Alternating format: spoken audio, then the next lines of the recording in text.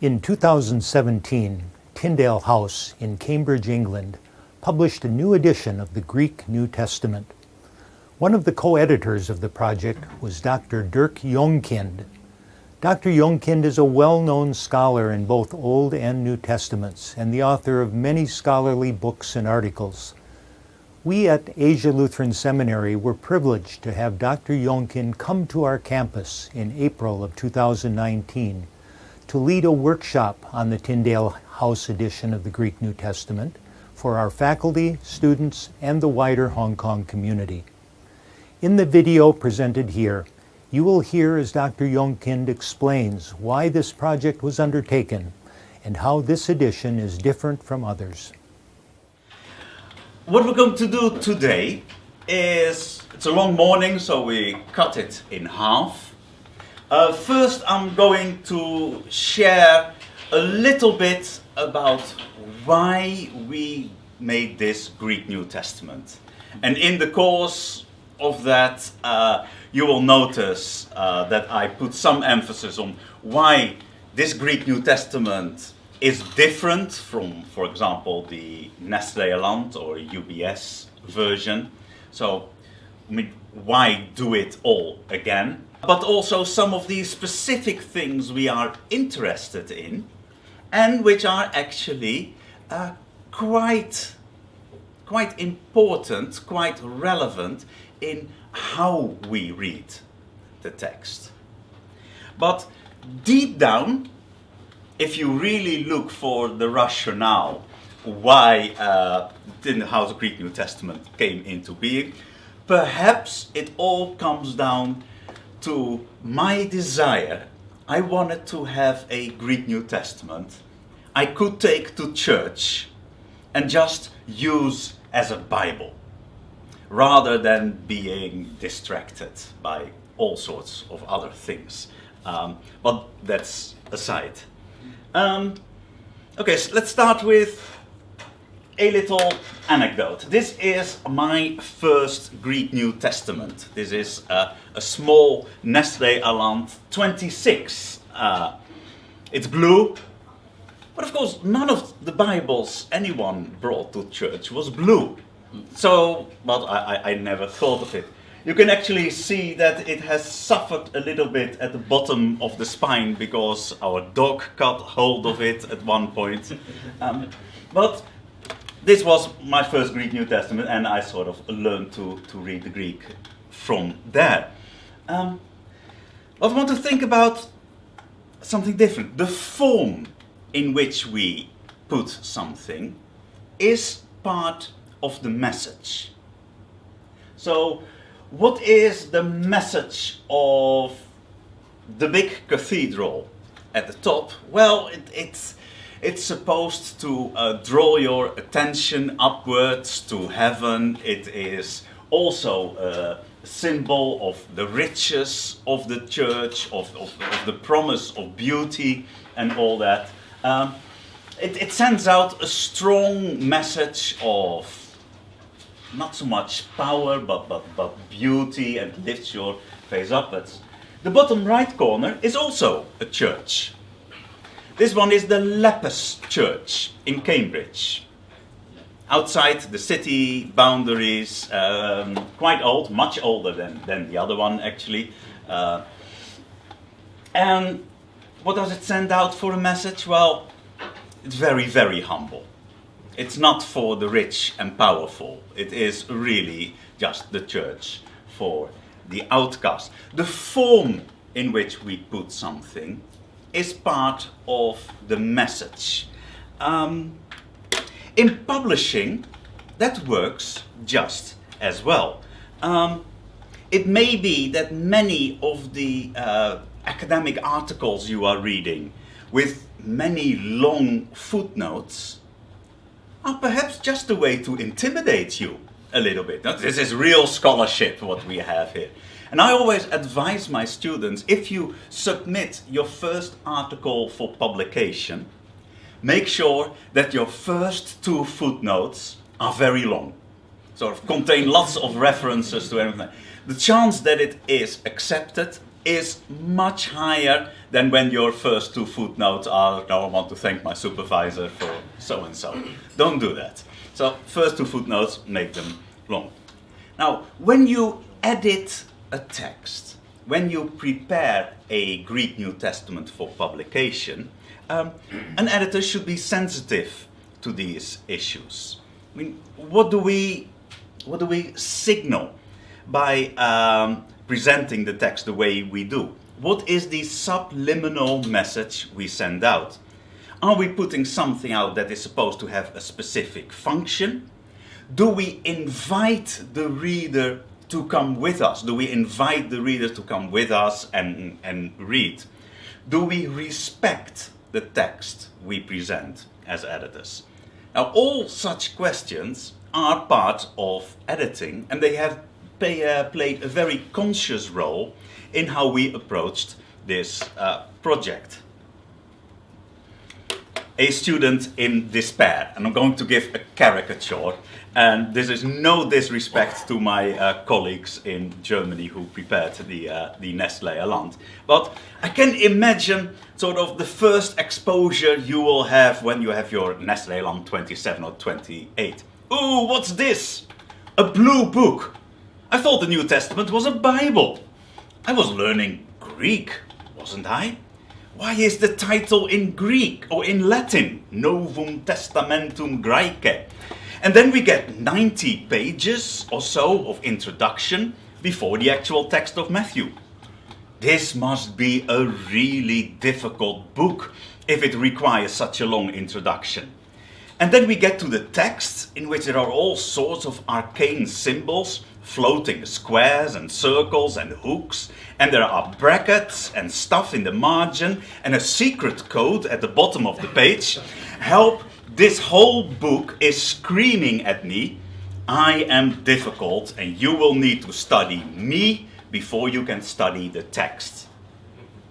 Of course, this is a very strong caricature, but I notice that people are put off by too much information on a page. It becomes sort of overwhelming.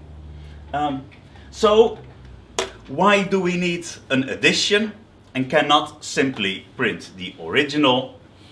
Well, there is quite a way to do. Why did we start the whole project? Well, academically. So there are a couple of academic reasons, and we go very quickly through them. A lot has happened over the last 100 years when it comes to our knowledge of copying scholarship. How does scholarship normally works? Well, research is done and published by means of articles. Then number of articles sort of culminate in a new monograph.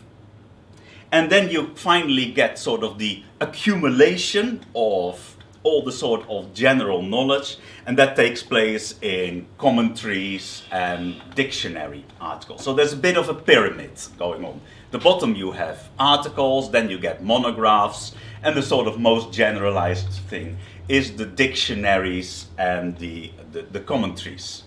That's why it is good when you enter a new field of research, don't start with very technical articles, but first read up on what do the research dictionaries say about it. So in New Testament studies, there's, for example, the Dictionary of Jesus and the Gospels, something similar for Old Testament. There's the Anchor Bible Dictionary. And just by reading one or two dictionary articles, you get an overview over the field. And then you can sort of start drilling down through monographs and specific articles. It's no different for textual criticism. A lot has been written about method. Since the 1930s, we have had very detailed studies of individual manuscripts and particular errors that were made in manuscripts.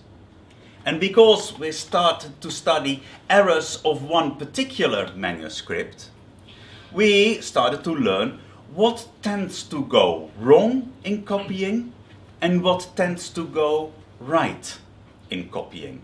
So we have learned a lot about the copying process.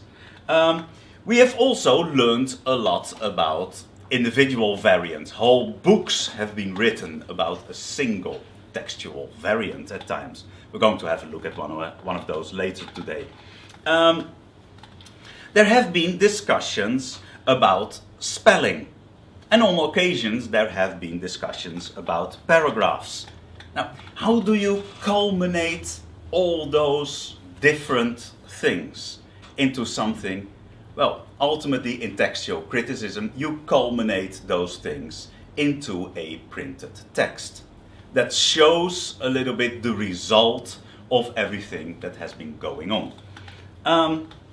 But quite often I get the question, do we really need another Greek New Testament? Do we really need it? Well, that is for me asking the same question is, do we need another monograph? Do we need another commentary? Do we need more research? Yeah, surely we need this, because doing this is the way to make progress. So it is part of the process. Now, we see it as our editorial task to be pedantic about the tiniest detail. We're looking at spelling, we're looking at paragraphs, we're looking at commas and full stops and all that. And there's one thing more. I don't want to present a text. So the Tyndale House edition, this is mine. I have a grey one, here with black one, but this one's produced by Cambridge University Press. This is my grey one.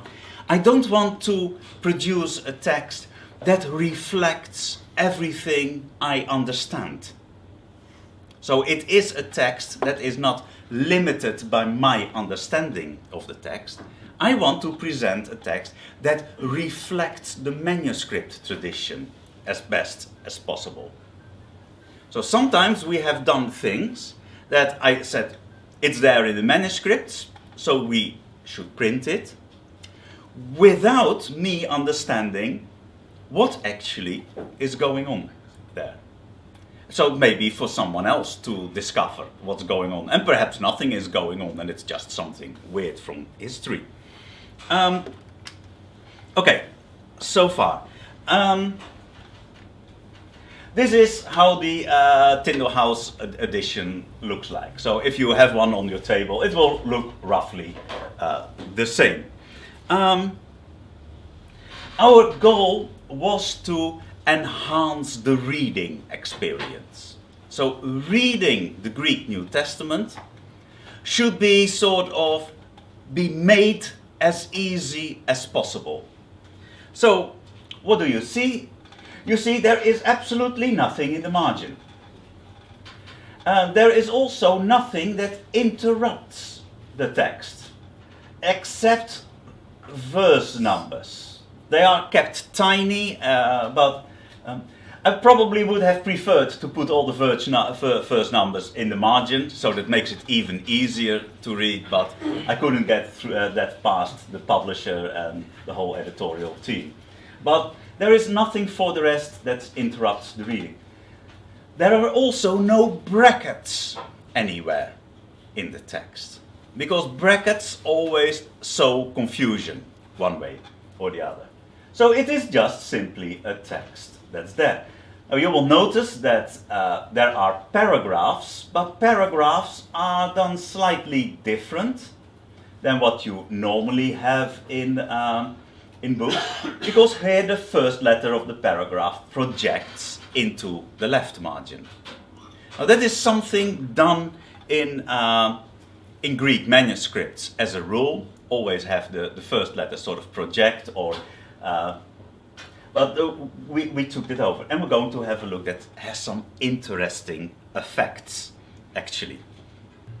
Here we are at the start of Mark 1:1. And we have done something that has raised some eyebrows, and rightly so, probably. The word Jesu, Jesus, is written with a capital letter. But what about Christ? It's not. It is with a lowercase.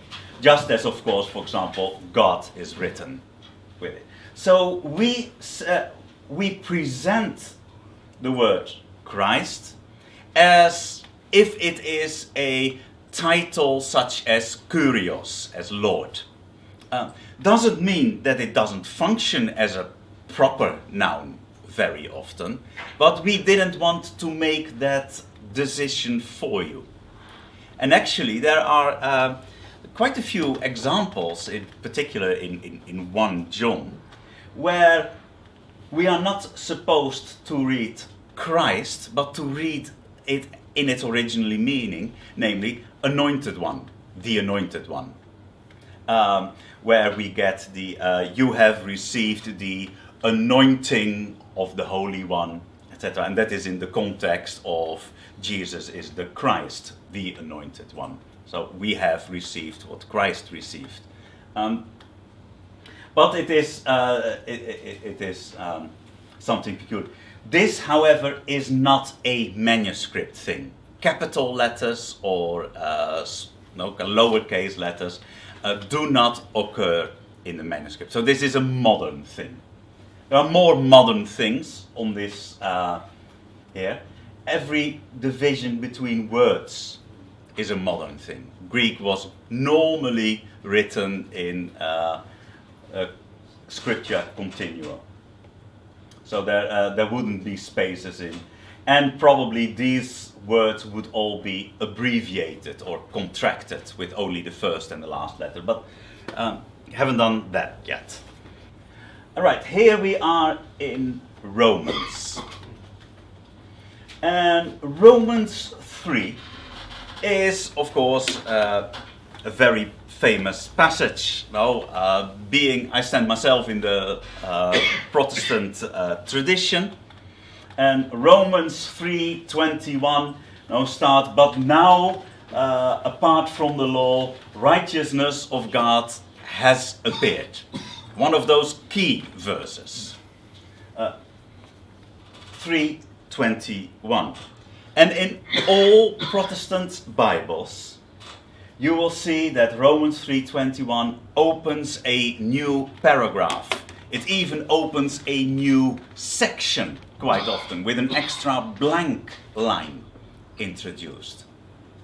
Now we've checked quite a few Greek manuscripts, and hardly any has a new paragraph at this particular point, let alone a new section break. No, the section normally starts in 19, where it says, "For we know that whatever the law says, it says to those under the law." So here there may be a case that our particular interest, our particular reading, perhaps even our church history, has influenced the paragraphing as we use it in our Greek New Testament. And this is a case where paragraphing does something different. Now, at the same time, we must ask the question, perhaps it was the theology of the Greek church that affected paragraphing here. And perhaps they should have a paragraph here all along. That's fair, you may argue that, and I would perhaps even be happy to concede that. But what was my job?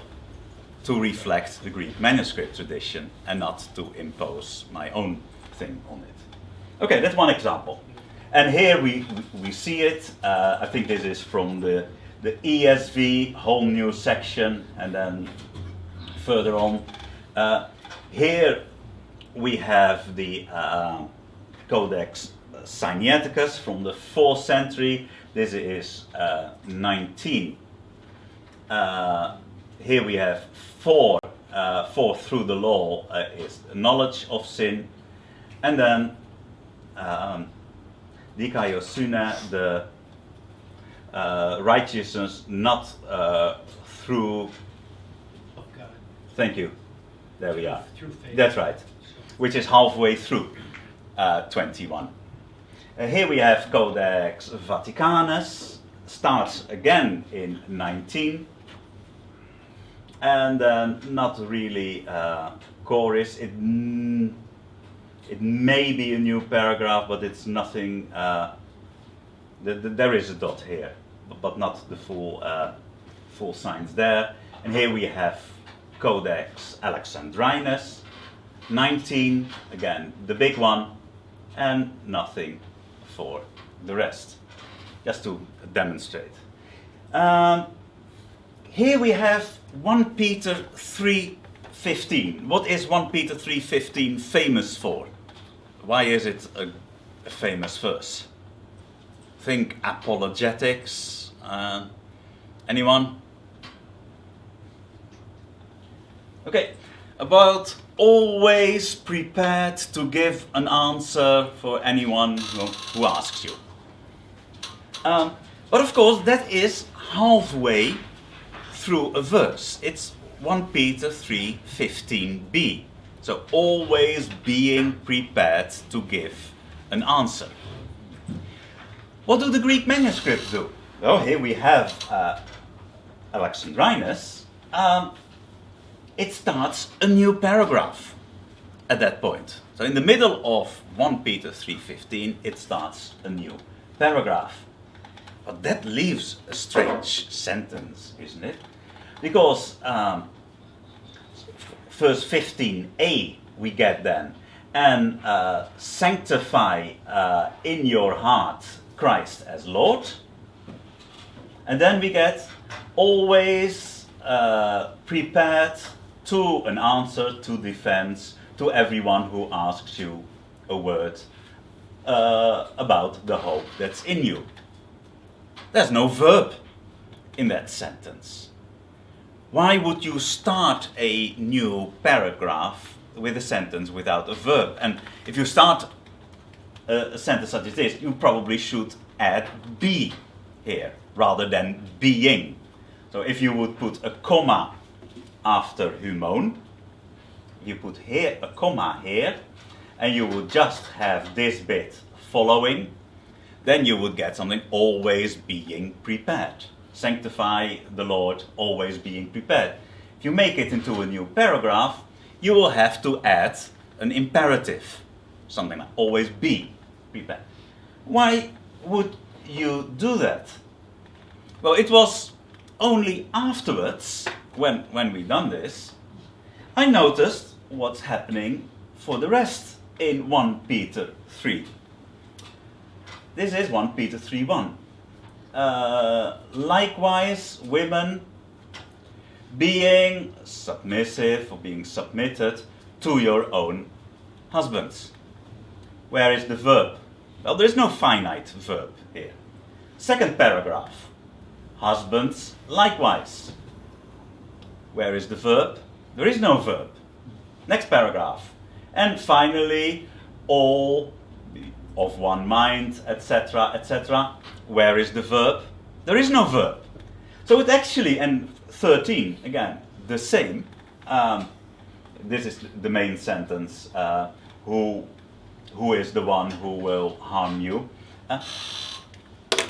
It seems to be signature of Peter's style to have actually sort of to move on to the new section by using a sentence that has no verb, but where you have to add a form of the verb to be. And that is a very interesting one, where paragraphs will give you a clue of what the style of the author is actually about.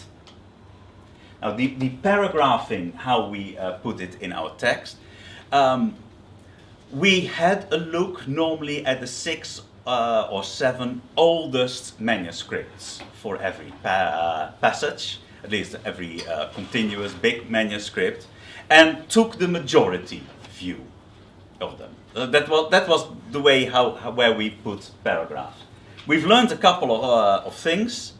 Some manuscripts go completely berserk with adding paragraphs, so have if you have, for example, Codex Sinaiticus in Romans 4 and Romans 5, it has more paragraphs than the chapter has verses. So that's a very sort of granular thing. And in the Gospels, Alexandrinus does the same thing. But so we tended to take the majority vote. We didn't take over every paragraph, but where we have a paragraph, it is in the majority of early manuscripts. So we try to restrain it a little bit, and we don't claim to have any original paragraphing, but at least it is a consensus from the earliest tradition. So you can learn stuff about author's style. Is that important? Well, you all have something with Greek, otherwise you wouldn't be here. At least I hope nobody sort of forced you to be here. Let's put it like that. You know. I'm not sure what happened, but and one of the things about starting to learn to read a New Testament in its original language is it becomes your most direct exposure possible to the very words in which God deemed it good to give us His word. That's what reading New Testament is about.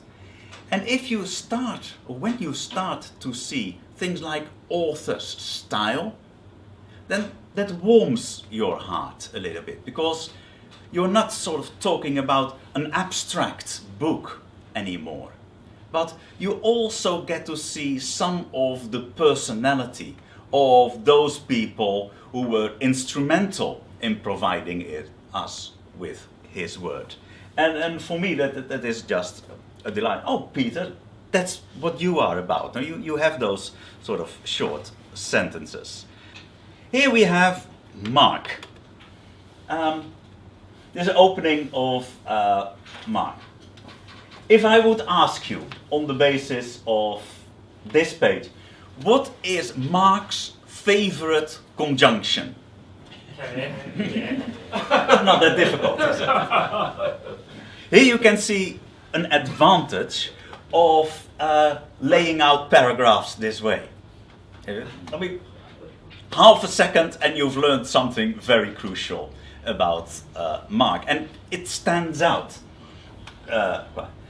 So that's a beautiful thing. Now, same time, this is unusual in Greek.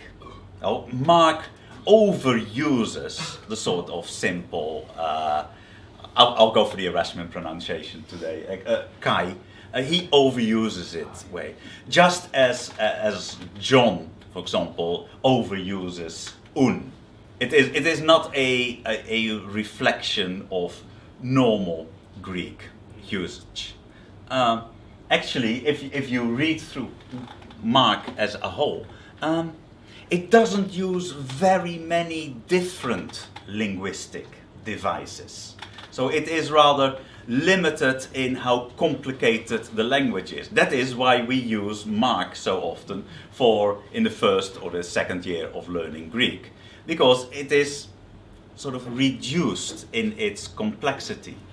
And one of the possible explanations is that in Mark we have the reflection of somebody who is speaking Greek not as his first language but as his second language.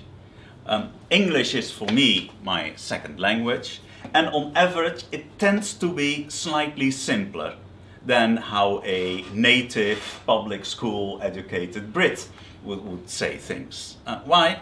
Because I'm already struggling sort of with formulating my thoughts in a second language, so I choose those things that are readily available. I keep things simpler for that reason. And it might be the example for Mark as well.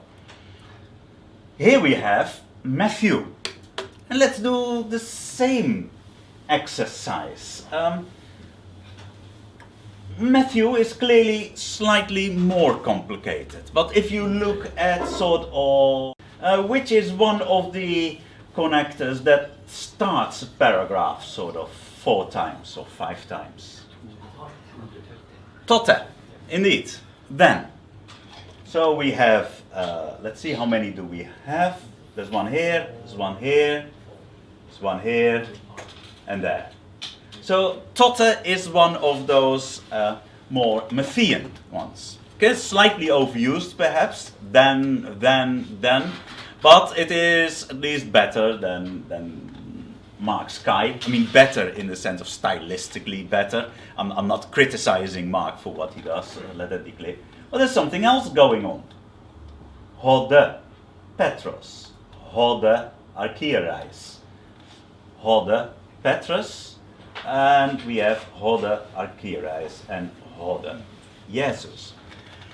What Matthew is doing is that he moves the story forward, sort of going to the next stage, by putting the subject of the sentence at the very beginning and wraps it around that. Now, again, for normal narrative, that is not all that standard. And you will see it in Matthew more than in the other narrative sections. It is just something peculiar to Matthew. Is it important? I don't know. But at least laying out the text as we do, it raises questions. It is easier to ask questions which we otherwise perhaps would not have asked. And that is one of the things we hope to do with presenting the Greek New Testament as we did. Okay, we've had paragraphs. Let's go at punctuation. Punctuation is normally not present in Greek manuscripts. So it is added by editors, such as me, and therefore you can always disagree freely with them. And actually, just if you are studying a book, it is actually a fantastic exercise, if you read it through in Greek, to remove all the punctuation and then read it again and add punctuation that reflects your understanding of it. I mean, I've had so much fun going through the New Testament again and again and see, okay, do I agree with this comma here? Can I remove it? Shall I add a full stop here? Where does a sentence actually begins and where does it start? If you have in Mark, for example, sort of sentences that go on with kai this, kai that, kai that, where does a sentence actually stop? What is a sentence? I mean, it became very existential to me at one point. What is a sentence? If you just correct, and Jesus did this, and he went into the boat, and he was asleep, and he woke up, etc. If it all goes on, are those really all different sentences, or not really? Does it make any difference? So it is that sort of question that's being raised. All those things that we get taught in Greek class, look for the end of the sentence, etc., start to become less clear. Yeah, but what is the end of the sentence? Here we have a good example where we have done very little punctuation. So Matthew 3:3, I hope you know where we are. We are John the Baptist. This is what the ESV says. I think I took it from the ESV. The voice of one crying in the wilderness. And what is this voice? Saying, prepare the way of the Lord, make his path straight. Same translation, now from Isaiah 43. A voice cries, in the wilderness prepare the way of the Lord. Make straight in the desert a highway for our Lord, for our God. Can you see the difference between the two? In the top one, it is the voice crying in the wilderness. And in the bottom one, it is in the wilderness prepare the way. So it has to do with Does the phrase "in the wilderness" go with the voice crying, or does it indicate where the way needs to be prepared, namely in the wilderness? What did we do at this particular point with punctuation? Well, for this is what's spoken through Isaiah the prophet, saying, "A voice crying in the wilderness, prepare." You see, we've chickened out here. We didn't put a comma after wilderness, so a voice crying in the wilderness, then prepare the way of the Lord. And we didn't put a comma before in the wilderness, because we just left it open here. And the Greek can go either way. The most natural way of reading it is, if it were fresh Greek, would be to say, "A voice crying in the wilderness," and then "prepare the way of the Lord." Because phrases such as "in the wilderness" are normally found towards the end of a clause. However, if this is really translation Greek taken from the Hebrew, then the situation differs, because the Septuagint tends to follow the word order of the Hebrew as much as it can, certainly here in Isaiah. Then it may well be that, the solution is that we should translate it also in Matthew 3:3 as "a voice crying in the wilderness, prepare the way of the Lord." So this is one of the things where we left things open, but it is an interesting question nonetheless. Now, if you are in your first year of Greek, this may all sound so overwhelming, because you're still struggling with your paradigms. Luo, luais, luai, luo. And then you think, gosh, do I need to think all this as well before? No? It is as if I never know enough Greek to do anything. Let me reassure you, that is absolutely not true. Learning a language is something that is not you know it or you don't know it. So it is not sort of something in the digital age, it's a 0 or a 1. No, learning a language is more in the analog age. You approach things. So you get more and more towards a goal. And a little bit of knowledge is better than no knowledge. A little bit of knowledge is not as good as a little bit more knowledge. But slowly by slowly you see things, and every bit you know has its advantages already. So even if you know a little, fantastic, because there's so much to discover already with the knowledge you have. But just rest assured, I want to encourage you, keep on going on, and you will discover that there is an endless bit to discover. And I've been working on it for sort of the whole thing now, most of my life on Greek, and I'm just starting to scratch the surface, and I just see, oh gosh, I wish I saw this earlier. No, but I want to encourage you though, a lot to learn. At the end of our Greek New Testament, we put a list of manuscripts that we actually cite in the edition, because we used more manuscripts than we actually cite, and we only have a limited number of variants that we cite. But we try to keep that list as simple as possible. So in our list, well, it gives the letter code, which is pretty standard. That is being replaced nowadays with just a number, which is a bit too clean to me. I like the letters a little bit better, because something romantic about having an Aleph and an A, etc., and a B that does something to me. But then sort of roughly the age of manuscript. We tried to have, as a rule, that we only print text when it is found in one or two manuscripts that are dated to the 5th century and older. This is more a description of the bias than a hard and fast rule. Because there are places where we have a text that is not attested in a manuscript before the 5th century. Especially so in the Revelation, where we have only 2 or 3 early manuscripts. But there are 1 or 2 other examples as well, where we had very strong reason to go against the earlier manuscripts. We may have come across some of them. And what we did in our list as well, just give you the name under which they are known. So Codex Sinaiticus, Codex Alexandrinus.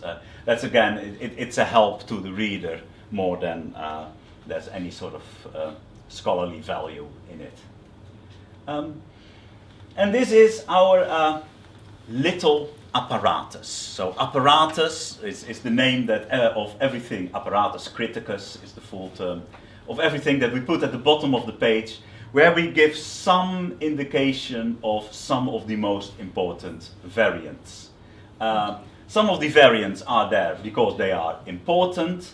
Other variants are there because they were so much in the balance that we wanted to share with everyone that, gosh, we found this particular one very hard.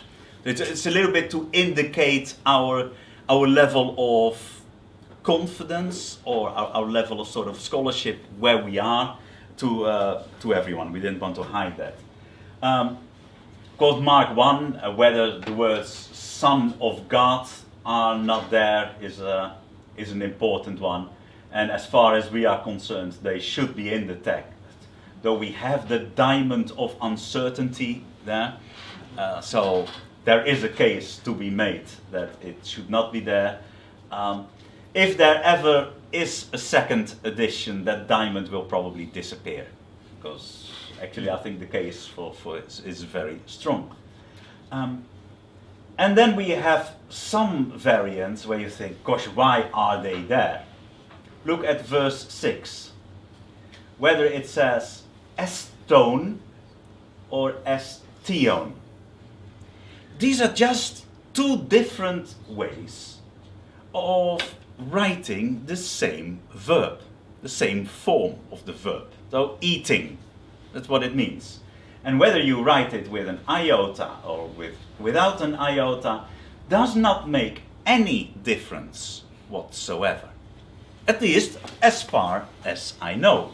Still, we went for the less usual spelling, because I think this group of manuscript is normally right in Mark, and we have it with the rather more down-to-earth spelling. It's the rougher spelling of estion. Why did we put this one in the margin? Isn't there anything more important? Well, we want to indicate, look, these are also things that are going on. And here, I don't know of any difference in reading, but there may be a student somewhere who sees this and in 10 or 20 or 30 years actually comes up with, well, there's actually a very good reason why this iota is not there. I don't know of any, I can't think of any reason, but the text should not be limited by my understanding. And then the next one. This is he will baptize you with water. So with the preposition en, with water or in water. Or the alternative is just water in the dative. Now the absence and the presence of en with a dative seems to make very little difference, and they will be translated absolutely identical, as far as I know. Have you heard of the 1st century manuscript of Mark of the past years? There was a lot to do that a 1st century manuscript of Mark was there. Well, it has been published since, and it is definitely not 1st century, it's 3rd century more likely.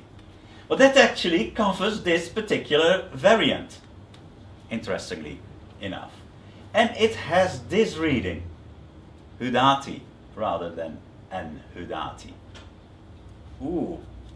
It was already attested by Aleph, so Sinaiticus, 4th century, Vaticanus, 4th century, but there is a slight tendency in these manuscripts to leave it out, as happens in the next verse, the next instance as well.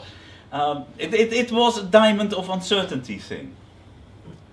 I have to admit, it may well be that I got this one wrong, now with the 3rd century mark fragment with it. It might be that we need to swap those well. That would mean, though, that there are 2 further places in the New Testament where where both Peter cites these words from John. Now, Mark is, of course, officially there's a church tradition that Mark was said by Peter. The other 2 places, there is no variation between the absence or the presence of n. If it is indeed right that we should swap it, then every time that Peter says these words, he says it with exactly the same prepositions. Maybe, may not be. We have to follow the evidence in the end, and we leave it to others to discover what it might or might not mean. Where are we? We have only printed here a limited number of manuscripts. Let's see, do we have? No. Why only a limited number of manuscripts? I figured out, and I was first pointed to this by a friend of mine who is editing Arabic manuscripts on camels, on how to look after camels. So Arabic manuscripts from the 10th, 11th century.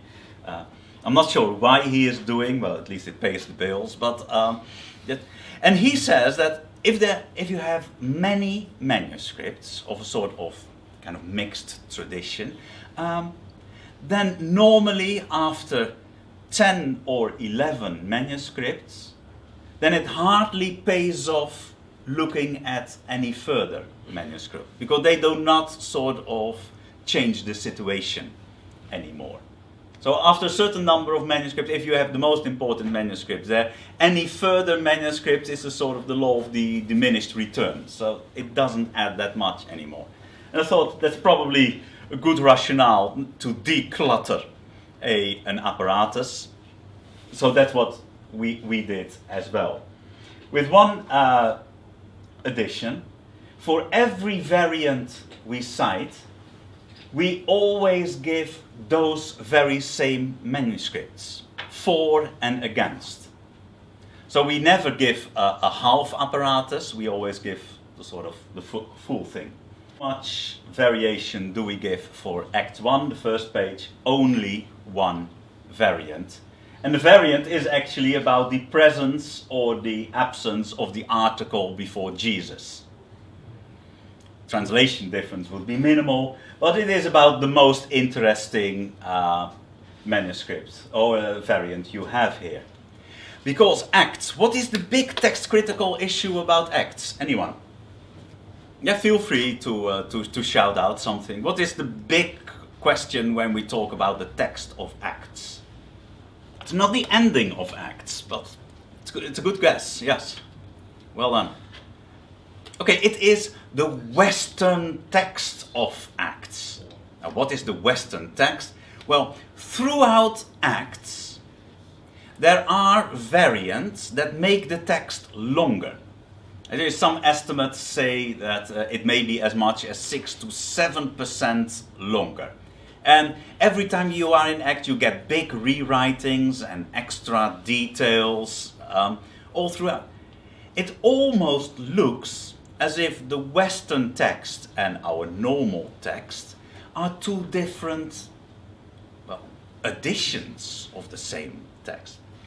It's probably not true, because most recent research seems to suggest that all those longer variants are not sort of going back to one specific source. So it is more a tendency than that it is one specific sort of origin of all those Western reading. But still, there is something interesting going on.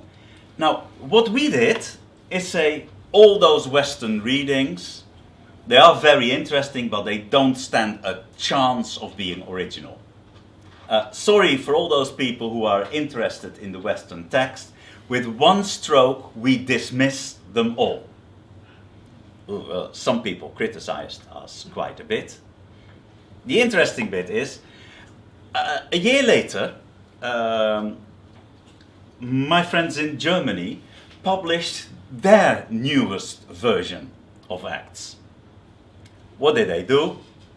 Exactly the same. So in a sense, yes, there is a clear movement at the moment in, at least in sort of European textual scholarship, to say Western text of Acts. When you're interested in the original text or the oldest recoverable text, then you can ignore the Western text, which saves so much space on a page. Unbelievable. Because they're all very long variants, and so that's fantastic. If you are interested in the history of the text, so the various forms and the various later stages, then the Tyndale House Greek New Testament is not for you. Then you need to have another one, like Nestle Aland or whatever. But then, if you are interested in Luke, what he wrote in Acts, then go for this. We have only, this is what Nestle Aland does for roughly the same. So this finishes at verse 13. So verse 13 is roughly here. They have quite a bit more of variation going on here.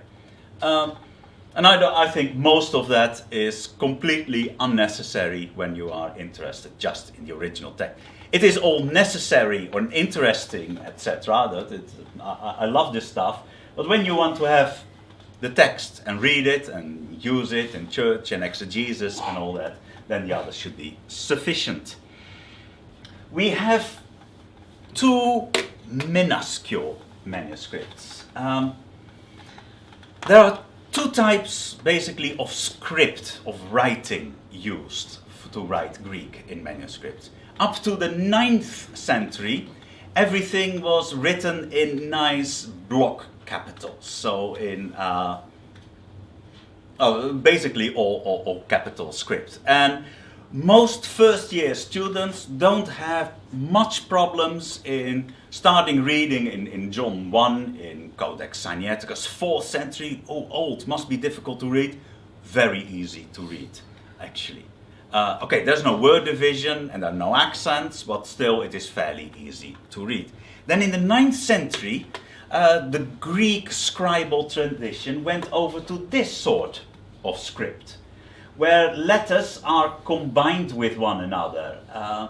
It is slightly more difficult to read, perhaps, but it writes much quicker. So this became the norm. And the older manuscripts, written all in block capitals, went out of use. Now, this script is called Minuscule Script, and the other script is called Majuscule Script. Now, we only have two minuscule manuscripts, because they are later. This is 1424, which was up to 2 or 3 years ago, I think, in a Lutheran seminary in the States, but then was given back to the monastery in Greece, Drama. It is quite an interesting manuscript, because it has stuff in the margin which you won't find anywhere else. It has stuff in the margin about the Hebrew Gospel, for example, and other variant stuff. But it is a very interesting manuscript. And this is the other one. This is Minuscule 69. It was written in 1460, 70, 80, thereabouts. This is actually one of the few manuscripts that is probably written in the UK. That's why did we choose it? Well, when you start editing a Greek New Testament, you can do two things. First of all, you type in every letter and every accent yourself, or you use an existing text and then go over word by word and see if it is changed. Now you see the attractiveness of the later one. It just sort of saves you from countless errors. So the first thing we did 10 years ago is we digitized the text by Samuel Prideaux Tregelles, who was a 19th century text critic in Britain, a nonconformist. And he published it between 1857 and after his death. John came out in 1873, thereabouts, 74. It was the last text before the famous Westcott and Hort. So there is something, okay, we want to go back to before Westcott and Hort, so we digitized his text. And Tregelles, in preparing it, had these manuscripts, actually in his home for 3 months on his desk, because it's kept in the Leicester record office. Leicester is a city in the UK. Well, you know it perhaps because of they became Premier League champions 2 or 3 years ago, quite against the odds. He had it on his desk and used it. So we thought it was sort of nice historical nod to have it. To have 69 there, also because it is an interesting text. But here in the margin, I think it's here, we have actually a handwritten note of Tregelles, because somebody earlier in the 19th century had put a note in the margin saying this and this reading is very strange and should not be accepted. And Tregelles says, the note below is absolute nonsense. So you get a discussion in the margin. But this is all 19th century stuff. You wouldn't dare to do it nowadays, is it? Sort of write in old manuscripts. Right, this is all features. There we have his note. If you look at the apparatus, what's happening? Look at 17 verse 9. So here we have Luke 17 verse 9. In the Tyndale House edition. Will he thank the slave that he has done that what was ordered? I hope you know the passage in Luke. So that he has done that what was ordered. There is no indication in the running text that there is a textual variant on dia tactenta. That's on purpose, because when you are reading the text, I don't want you to be distracted by it. I want you to read the text, because the text first. But if you happen to look for variants, then you see that there is something going on below, dia tactenta. The first thing you get is the positive evidence for the text. So we don't start with variants, we start with, okay, which manuscripts actually support the text? These ones. Then we get the variants. So these manuscripts add, I don't think so. And there are other manuscripts who, to him, I don't think so. And then we get a very technical commentary. Skip from verse 9, dia tactenta, to verse 10, dia tactenta. The star, the first hand of Sinaiticus. So what's happening is that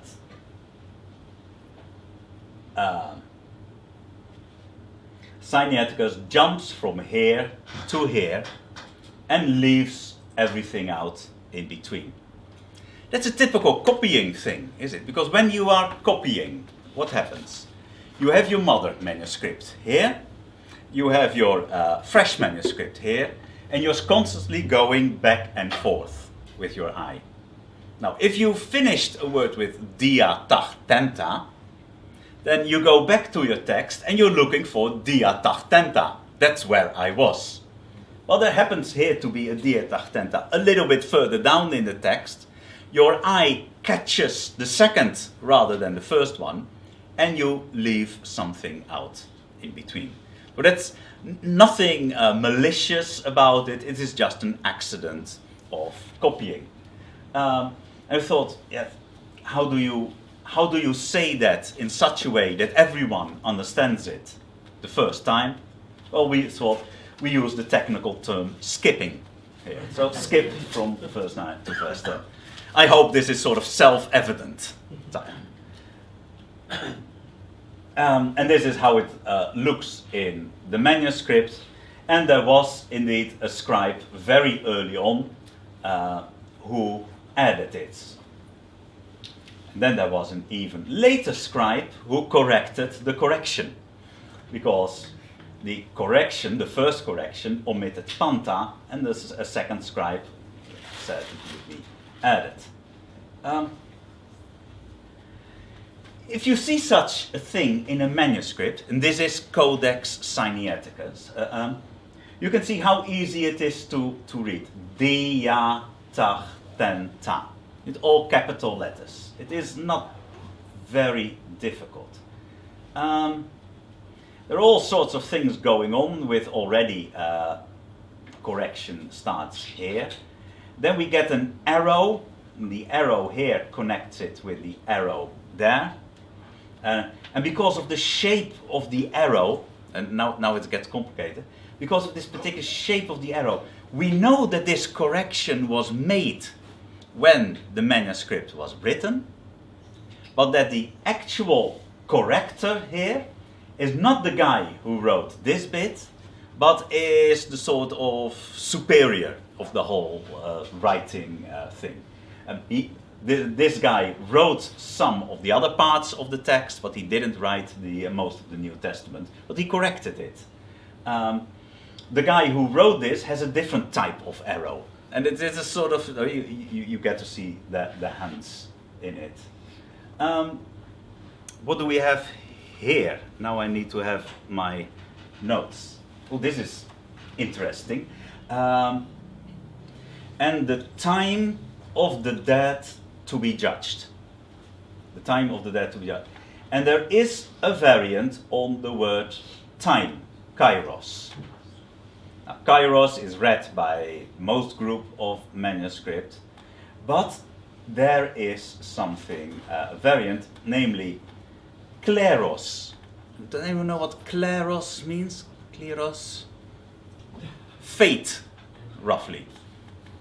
Fate or probably inheritance. And it is definitely manuscript C, Ephraemi Rescriptus, but possibly a papyrus manuscript P115. But it has something in between brackets. What does it say in between brackets? Well, it says vid, which is sorry, that's a Latin abbreviation.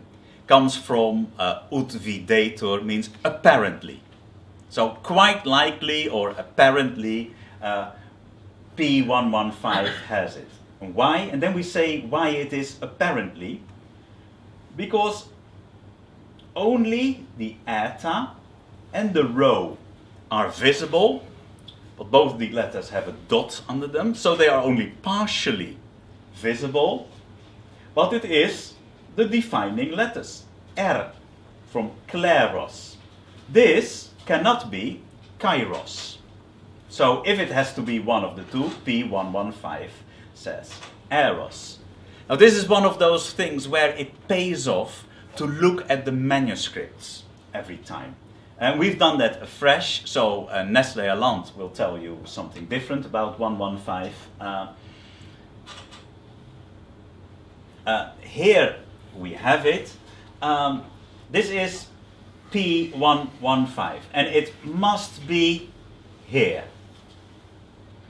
Now, just bear with me. What I think we have here is the eta.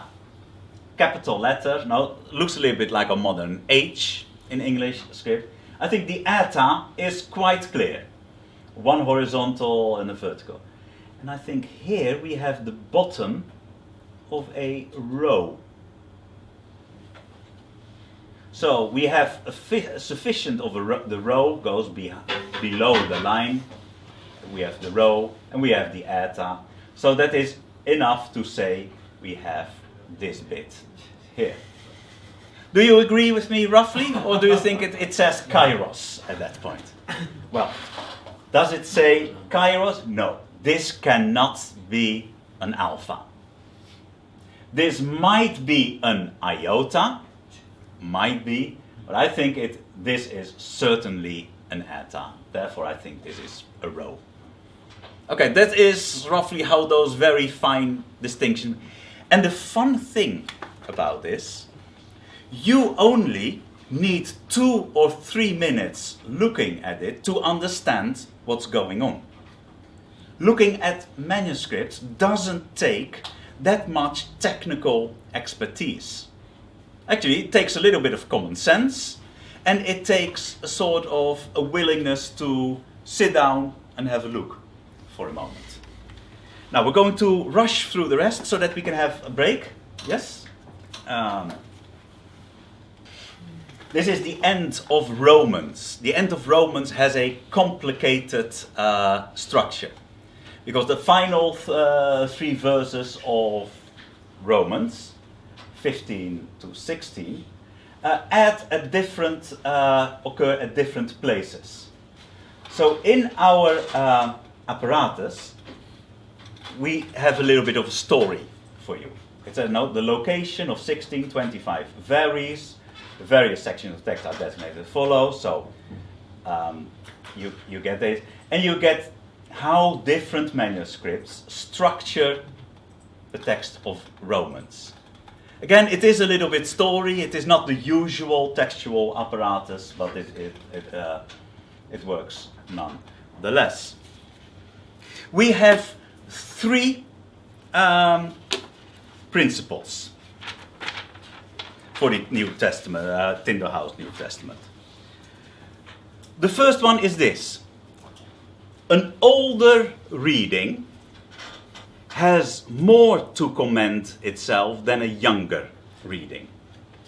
So we are unashamedly chronological in our approach. We don't say the older reading is always the best, but we say the older reading has more likelihood to be the best, simply because it's older. That does make sense, yes? So it is not sort of a golden rule that it always works, but when it comes to sort of likelihoods, probability, it more likely to be the case. So we always ask ourselves, is there a good reason not to print the oldest text? Makes sense, I hope. Second is this. When a variant can be explained as a product of normal scribal behavior, normal scribal errors, then that explanation trumps anything else. So simple explanations based on scribes making usual errors are better than more complex explanations. Again, this seems to be quite down to earth, and that's what it's supposed to be. We have learned a lot over the last half century or so about copying errors and what scribes tend to do and what they don't tend to do. So on occasion they will leave out a word, or on occasion they will swap the order of Jesus Christ into Christ Jesus. But a scribe will never do that throughout the whole manuscript. So they're never systematic about their changes. They're always incidental. And the third is, that we look at the individualities, the characteristics of manuscripts and groups of manuscripts. That is, every manuscript and every group of manuscripts has their own tendency. So when you look at the tendency of a certain group of manuscripts, and you have a particular variant reading that is connected to that tendency of the manuscripts, it changes the weight of the attesting manuscripts a little bit. So those are the three main ways how we do our textual criticism. Examples of older and later. And this is English, if you don't mind. Yeah, sort of not the Greek ones. And this is all from modern translations, just to give us a rest. Jesus answered, "It is written, man shall not live by bread alone." Look, you left out the rest of the citation. And indeed, King James has, Jesus answered him, saying, "It is written, man shall not live by bread alone, but by every word of God." This is the full citation as it is written in Matthew. Now, what's happening here? So this is all based on different manuscripts. So there's manuscript behind this. Did manuscripts leave out the rest of the citation, or did Textus Receptus, Byzantine text, the later text, add these things? Well, Luke has a tendency not to do too many direct citations. Not sure about it. Let's pose the question. Luke 4:5. The devil took him up, showed him all the kingdoms of the world, moment of time. But here the other text is, sorry for the English here, into a high mountain. This is indeed what Matthew has. Do we see a pattern here? Is perhaps a shorter text of Matthew supplemented or harmonized to the longer text in, the shorter text in Luke harmonized to the longer text in Matthew. Luke 4:8, Jesus answered, "It is written." Jesus answered, said to him, "Get thee behind me, Satan, for it is written." Again, the longer text is how you will have it in Matthew, where there is no textual variant, and the shorter text is Luke. So there seems to be indeed a tendency here, particular tendency in the later manuscript, to make the shorter text of Luke just as detailed as the longer text of Matthew. And this is the final one, where Isaiah is still in Luke 4. Isaiah is quoted, where the longer text of Matthew is based. No, this is not the longer text from Matthew. This is the text from Isaiah itself has been added in. So there is a clear tendency here, and you write that down. You keep it in mind for whatever is possible. So that's one demonstration. Second demonstration of how those principles work.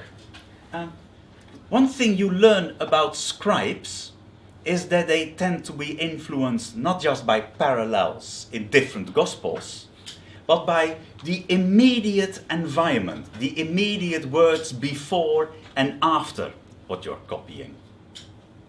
So that is a scribal habit. You tend to be influenced by what you have just written, or by what you are going to write.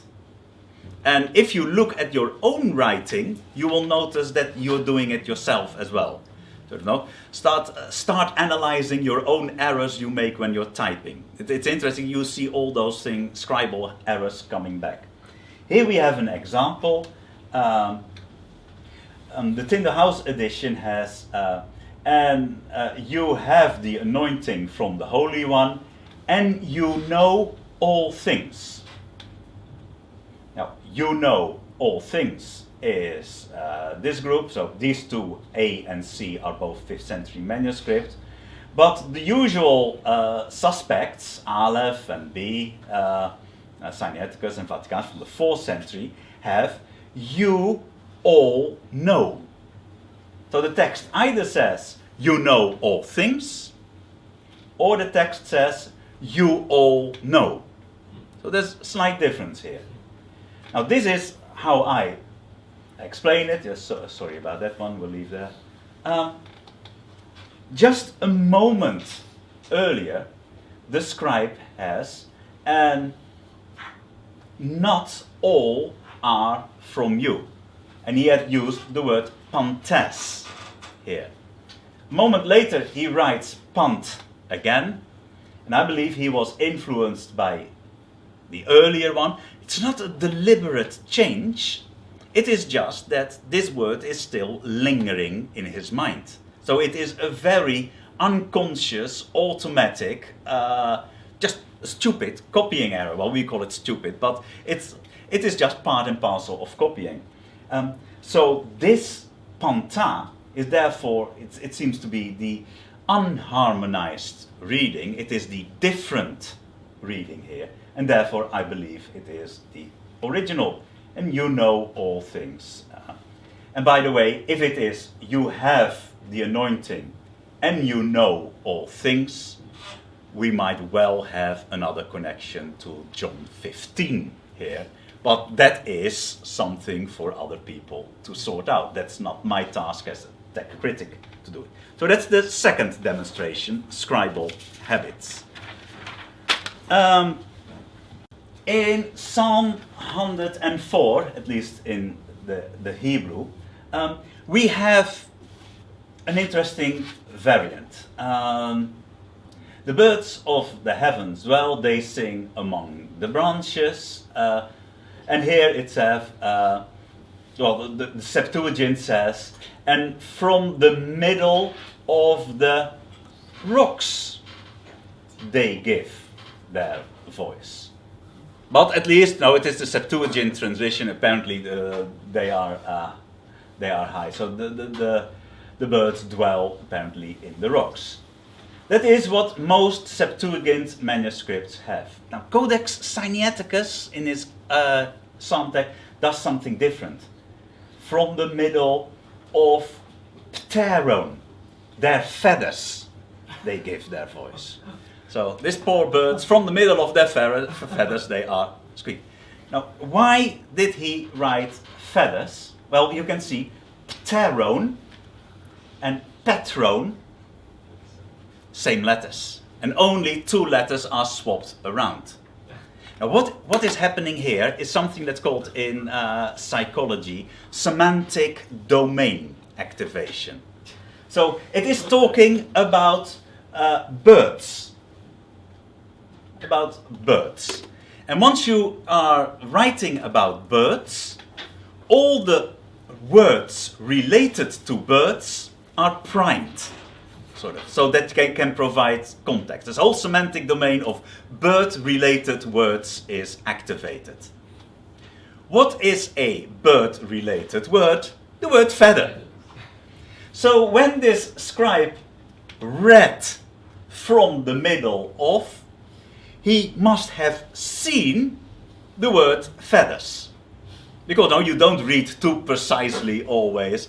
The first and the last letters are the same, all the letters are there. He must have sort of almost sworn that he has seen feathers, because the expectation was there. Now, this notion that once you have written something, or something that is following, because scribes were always looking ahead and they knew what was coming, can explain a very difficult variant in Paul, in 1 Thessalonians 2:5, where Paul says, either we were, but we had become, or we were gentle among you, or he wrote, we were as children among you. So did Paul compare himself to a child? Or did Paul say that he was gentle among them? What's the difference? One letter at the beginning. Ooh. What did the previous word end with? The N as well. So were there two N's or was there only one N? Now this is a very difficult one because visually they are very similar. It will sound very similar. I think what has happened the same is that semantic domain activation. Because he says, as a nurse, no, is, as what is it? Help me here in the translation, someone who has 1 Thessalonians 2:7 in English to get the full verse. As a nurse is, that's right, her own child. As a nurse is nursing her own child, is feeding her own child. This whole nursing, feeding children bit has activated the whole group of family-related, children-related words. And therefore, I think semantic domain activation explains how the gentleness here became the children here. And if you actually look at sort of this whole phrase, as a nurse feeds her little children, then gentle makes so much more sense. Because it is indeed the type of gentleness that Paul wants to explain in the whole hos clause. That is what's being explained, namely, just as a nurse is gentle with her children, so Paul was with the child. With the church, not with the child. Here you had one, semantic domain activation. It's talking about children. Church, child, start with the same letters. It's a good example. So no N is more offended, doesn't it? I'm sorry? No N at the beginning is more offended, according to the Bible. Yeah. So I believe this one is better, the apioi. Positive evidence for, even though some of the older evidence here is against it. But then the question to be asked, do we have good reason not to print the oldest text? In this case, I said, yes, we have good reason because this is explainable as a simple scribal error. Okay, we're going to have a bit of a break. And after the break, we're going to have a look at some textual variants. And if you have some favorite textual variant, you are free to bring it to the table. So it's up to you as well.